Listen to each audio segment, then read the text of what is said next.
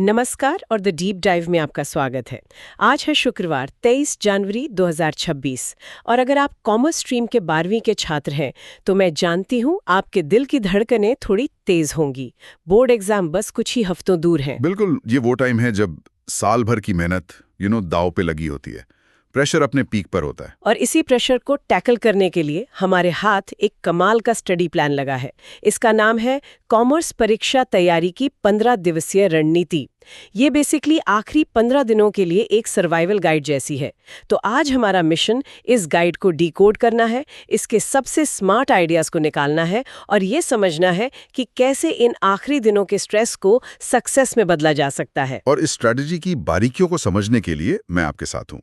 हम देखेंगे कि ये सिर्फ एक टाइम टेबल नहीं बल्कि एक साइकोलॉजिकल गेम प्लान है।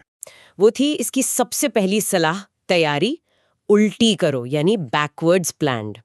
इसमें लिखा है कि सबसे जरूरी पेपर अकाउंटेंसी की तैयारी सबसे आखिर में करो। ये सुनने में थोड़ा अजीब नहीं है? मतलब जो सबसे मुश्किल है उसे आखिर के लिए क्यों छोड़ें? पहली बार सुनने में ये बिल्कुल उल्टा लगता है, लेकिन यही आप कह सकते हैं इस पूरे प्लान का मास्टर स्ट्रोक है। बैकवर्ड्स प्लानिंग का मतलब है कि आप अपनी मंजिल को देखकर सफर शुरू करते हैं। इसका एक बहुत सिंपल सा उदाहरण देता हूं। जब आप किसी ट्रिप के लिए बैग पैक करते हैं तो जो कपड़े आपको आखिरी दिन पहनने हैं उन्हें आप बैग में सबसे नीचे मतलब सबसे पहले रखते हैं, है ना? हाँ, ताकि वो आराम से नीचे पड़े रहें और जब जरूरत हो तब तक बाकी सामान निकल चुका हो। एग्जैक्टली, यहां भी वही लॉजिक है। देखो, इस गाइड के हिसाब से अकाउंटेंसी का पेपर 24 फरवरी को है, तो 8 फरवरी से शुरू होने वाले 15 दिनों के प्लान में आखिरी के 8 दिन यानी 15 फरवरी से 22 फरवरी तक सिर्फ अकाउंटेंसी के लिए हैं। लॉजिक ये है कि जब आप एग्जाम हॉल में घुसें तो सबसे मुश्किल और प्रैक्टिस वाला सब्जेक्ट आपके दिमाग में सबसे ताजा हो। ओह, अब समझ आया। ये रीसेंसी बायस का इस्तेमाल है। जो चीज आपने हाल ही में पढ़ी हो वो ज्यादा याद रहती है। चलिए एक बार 2026 की एग्जाम डेट्स पर नजर डाल लेते हैं ताकि ये प्लान और क्लियर हो जाए। गाइड में दी गई तारीखें हैं। 17 फरवरी को एंटरप्रेन्योरशिप, 24 फरवरी को अकाउंटेंसी, ये पहला बड़ा पेपर है। फिर 9 मार्च को मैथ्स या अप्लाइड मैथ्स, 12 मार्च को इंग्लिश कोर, 18 मार्च को इकोनॉमिक्स और सबसे आखिर में 28 मार्च को बिजनेस स्टडीज। अब इन डेट्स को देखिए। अकाउंटेंसी और बिजनेस स्टडीज के पेपर में 1 महीने से भी ज्यादा का गैप है। अगर कोई स्टूडेंट आज बिजनेस स्टडीज रट के बैठ जाए तो 28 मार्च आते आते उसे सिर्फ चैप्टर के नाम याद रहेंगे, अंदर का शायद कुछ भी नहीं। इसलिए ये बैकवर्ड्स अप्रोच जरूरी है। ये तो बिल्कुल सही बात है। तो इसी लॉजिक को दिमाग में रखते हुए ये गाइड टाइम को बांटने के बारे में क्या कहती है? मतलब 15 दिनों में किस सब्जेक्ट को कितना वक्त देना चाहिए? गाइड ने इसका भी एक बहुत क्लियर ब्रेकडाउन दिया है जो पूरी तरह से मार्क्स के वेटेज और सब्जेक्ट की डिफिकल्टी पर आधारित है। ये कहता है 40% टाइम दीजिए अकाउंटेंसी को। सबसे ज्यादा? हाँ, क्योंकि ये सबसे ज्यादा प्रैक्टिस मांगता है। खासकर कैश फ्लो, पार्टनरशिप और कंपनी अकाउंट्स पर फोकस करना है। फिर 20% टाइम इकोनॉमिक्स को, जिसमें नेशनल इनकम जैसे बड़े चैप्टर्स पर जोर देना है। 20% बिजनेस स्टडीज को, और यहाँ एक चेतावनी है, डायरेक्ट सवालों के भरोसे मत रहो, केस स्टडीज पर फोकस करो। अच्छा। और बचा हुआ 20% इंग्लिश या दूसरे ऑप्शनल सब्जेक्ट के लिए। गाइड इन्हें परसेंटेज बूस्टर कहती है। इन्हें इग्नोर करने की गलती अक्सर टॉपर्स भी कर जाते हैं। और इन सबको एक्शन में लाने के लिए एक डेली टाइम टेबल भी दिया गया है, जिसे ये guide war room time table कहती है। नाम से ही लगता है कि अब कोई मजाक नहीं चलेगा। बिल्कुल, ये एक तरह का बूट कैंप है 15 दिनों का। चलिए इसे ब्रेक डाउन करते हैं। सुबह 6 से 9 बजे अकाउंटेंसी के प्रैक्टिकल सवाल। सुबह 6 बजे? पर कई लोगों के लिए सुबह उठते ही अकाउंट्स के मुश्किल सवाल करना थोड़ा डरावना हो सकता है। क्या इसका कोई उल्टा असर भी हो सकता है कि दिन की शुरुआत ही फ्रस्ट्रेशन से हो? ये एक वैलिड पॉइंट है, लेकिन इसके पीछे की साइकोलॉजी ये है कि सुबह आपका दिमाग सबसे फ्रेश और फोकस्ड होता है। आपकी प्रॉब्लम सॉल्विंग एबिलिटी पीक पर होती है। अगर आप दिन का सबसे मुश्किल काम सबसे पहले निपटा लेते हैं तो आपको पूरे दिन एक सेंस ऑफ अचीवमेंट महसूस होता है। वो मोटिवेशन देता है। ठीक है, समझ गई। इसके बाद सुबह 10:30 से दोपहर 1:30 बजे तक का स्लॉट है सैंपल पेपर सॉल्व करने के लिए। ये तो मुझे बहुत जरूरी लगता है। ये सिर्फ जरूरी नहीं, ये गेम चेंजर है। इसे एग्जाम सिमुलेशन कहते हैं। इसमें आप सिर्फ अपनी नॉलेज टेस्ट नहीं कर रहे हैं, आप 3 घंटे तक कुर्सी पर बैठने का स्टैमिना बना रहे हैं, टाइम मैनेज करना सीख रहे हैं और प्रेशर में लिखने की आदत डाल रहे हैं। बिल्कुल।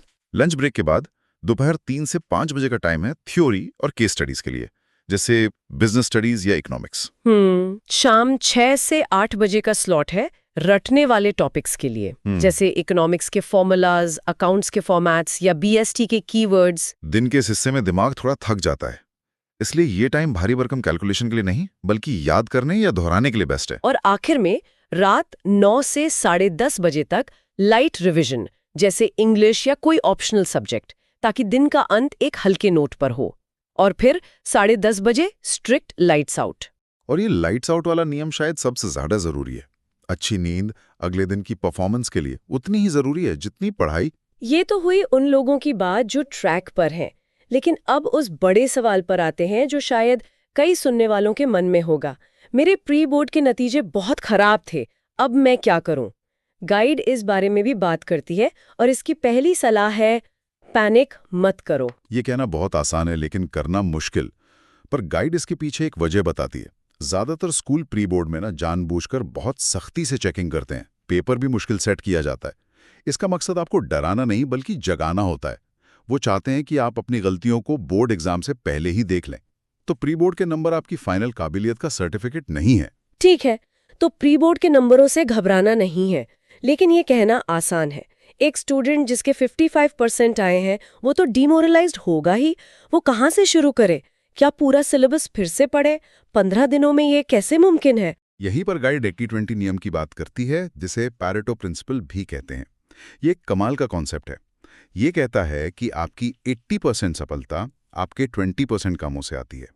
जैसे आप अपनी म्यूजिक प्लेलिस्ट का 80% टाइम अपने फेवरेट 20% गाने ही सुनते हैं। मतलब कम मेहनत से ज्यादा रिजल्ट? बिल्कुल। पढ़ाई में इसका मतलब है कि सिलेबस के सिर्फ 20% हिस्से ऐसे होते हैं जिनसे 80% सवाल आते हैं। अगर टाइम कम है तो पूरे 100% सिलेबस के पीछे भागने की बेवकूफ़ी मत करो। ऑन हाई यील्ड चैप्टर्स को पहचानो और उन पर अपनी पूरी एनर्जी लगा दो। गाइड में उदाहरण भी हैं, जैसे पार्टनरशिप अकाउंट्स, नेशनल इनकम और प्रिंसिपल्स ऑफ मैनेजमेंट। इन्हें कर लिया तो पासिंग मार्क्स से कहीं ज्यादा की गारंटी हो जाती है। और एक और बात जो ये गाइड कहती है वो ये कि कॉमर्स में सिर्फ क्या लिखा है इसके नंबर नहीं मिलते, कैसे लिखा है इसके भी नंबर मिलते हैं, यानी प्रेजेंटेशन। ये कॉमर्स के स्टूडेंट्स के लिए गोल्डन रूल है। मुझे याद है एक स्टूडेंट का जिसका बैलेंस शीट का टोटल सही था, लेकिन उसने वर्किंग नोट्स नहीं बनाए थे और उसके 2 नंबर कट गए। ओह! इसी तरह बिजनेस स्टडीज में अगर आपने सही कीवर्ड इस्तेमाल नहीं किया तो एग्जामिनर को लगता है कि आपको कॉन्सेप्ट की गहराई नहीं पता। मतलब सिर्फ आंसर जानना काफी नहीं है, उसे परोसने का तरीका भी सीखना होगा। गाइड एक बहुत सख्त सलाह भी देती है। कहती है कि अगर प्री बोर्ड में 60% से कम आए हैं तो अब चैप्टर्स पढ़ना बंद करो और सीधे पिछले 10 साल के पेपर सॉल्व करना शुरू कर दो। क्या ये थोड़ा रिस्की नहीं है? सुनने में रिस्की लगता है, लेकिन ये एक स्मार्ट कट है। बोर्ड एग्जाम में ज्यादातर सवाल या तो रिपीट होते हैं या उन्हीं कॉन्सेप्ट्स पर आधारित होते हैं। जब आप 10 साल के पेपर सॉल्व करते हैं तो आप सिलेबस नहीं पढ़ रहे होते, आप एग्जामिनर का दिमाग पढ़ रहे होते हैं। आपको पैटर्न समझ आ जाता है कि कौन से टॉपिक से हर साल सवाल आता ही है। यहाँ मैं एक पल के लिए रुकना चाहूंगी। इस पूरी रणनीति और टाइम टेबल को सुनकर किसी भी छात्र के लिए सबसे बड़ी मानसिक या व्यवहारिक चुनौती क्या हो सकती है? क्या ये सुबह 6 बजे उठने का अनुशासन है, या फिर प्री बोर्ड के खराब नतीजों की निराशा से बाहर आकर दोबारा शुरुआत करना? इस पर जरूर सोचिएगा। ये एक बहुत अच्छा सवाल है। मेरे हिसाब से सबसे बड़ी चुनौती है मोमेंटम बनाए रखना। 1 या 2 दिन तो कोई भी जोश में ये टाइम टेबल फॉलो कर सकता है, लेकिन 15 दिन लगातार इसे निभाना ही असली जंग है। चलिए अब चर्चा के आखिरी हिस्से पर आते हैं। मान लीजिए 15 दिन बचे हैं और कुछ चैप्टर्स ऐसे हैं जिन्हें छुआ तक नहीं है। अब क्या करें? क्या उन्हें छोड़ देना ही समझदारी है? गाइड इस पे बहुत क्लियर है।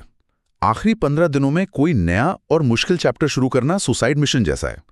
वो आपका कॉन्फिडेंस गिरा देगा और जो आपको आता है उसका रिवीजन भी खराब कर देगा। तो फिर 0 मार्क्स के लिए छोड़ दे उस चैप्टर को? नहीं, 0 से तो 1 या 2 नंबर भी बेहतर हैं। गाइड इसके लिए सतही स्तर यानी सरफेस लेवल अप्रोच अपनाने को कहती है। अगर कोई चैप्टर बिल्कुल नहीं पढ़ा है तो उसकी एनसीईआरटी की समरी पढ़ लो और पिछले सालों में उस चैप्टर से जो 3-4 सवाल सबसे ज्यादा बार पूछे गए हैं बस उन्हें देख लो। कम से कम आप उस चैप्टर से पूरी तरह अनजान नहीं रहोगे। और एक और बहुत प्रैक्टिकल टिप दी गई है, फॉर्मेट का महत्व। हाँ, ये अकाउंटेंसी में लाइफ सेवर टिप है। हो सकता है आपको कोई मुश्किल एडजस्टमेंट समझ ना आ रही हो और सवाल पूरा सॉल्व ना हो, लेकिन अगर आपने जर्नल, लेजर या बैलेंस शीट का सही फॉर्मेट भी बना दिया तो स्टेप मार्किंग में आपको नंबर जरूर मिलेंगे।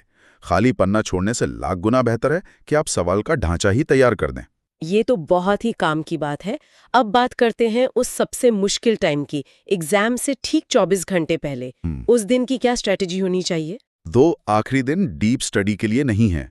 वो दिन है विजुअल रिवीजन का, यानी सिर्फ पन्ने पलटना और आंखों के सामने से चीजों को गुजारना। गाइड में इसके लिए कुछ हैक्स दिए हैं, जैसे एक फॉर्मूला शीट तैयार रखना, एक पेज पर इकोनॉमिक्स के सारे फॉर्मूले और अकाउंटिंग रेशियो। बिल्कुल। दूसरा, अकाउंटेंसी में उस दिन सवाल सॉल्व मत करो। सिर्फ रिवैल्यूएशन अकाउंट, रियलाइजेशन अकाउंट और कैश फ्लो स्टेटमेंट के फॉर्मेट को देखो। अपने दिमाग में उस फॉर्मेट की तस्वीर छाप लो। और बिजनेस स्टडीज के लिए? सिर्फ बोल्ड हेडिंग्स, चैप्टर्स की सिर्फ हेडिंग्स को बार बार पढ़ो। एग्जाम में अगर हेडिंग सही है तो अंदर का कंटेंट आप थोड़ा बहुत बनाकर भी लिख सकते हैं और अच्छे नंबर मिलने के चांस बढ़ जाते हैं। और सबसे बड़ा नियम, जिसे गाइड रात 10 बजे का कर्फ्यू कहती है। हाँ, और इसके लिए एक शानदार एनालॉजी दी गई है। आपका दिमाग एक कंप्यूटर प्रोसेसर की तरह है। अगर आप उसे रात भर चलाकर ओवरहीट कर देंगे तो वो अगले दिन एग्जाम में हैंग हो जाएगा, जरूरी जानकारी भी प्रोसेस नहीं कर पाएगा।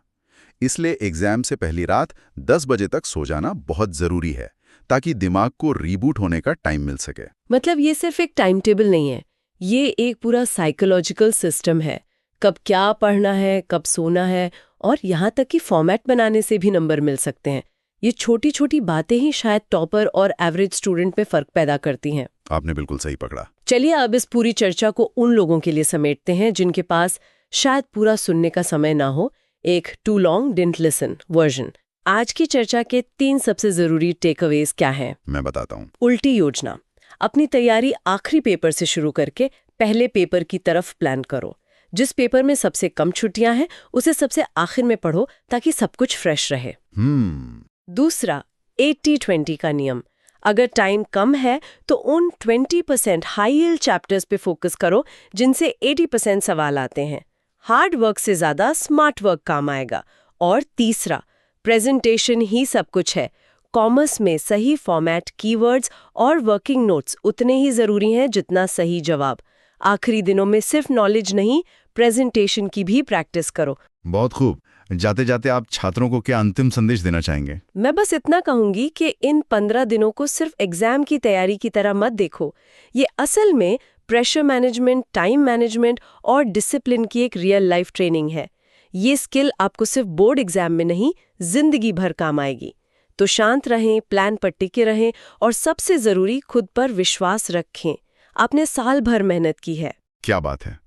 इसी मोटिवेशनल विचार के साथ हम आज की चर्चा को यहीं खत्म करते हैं।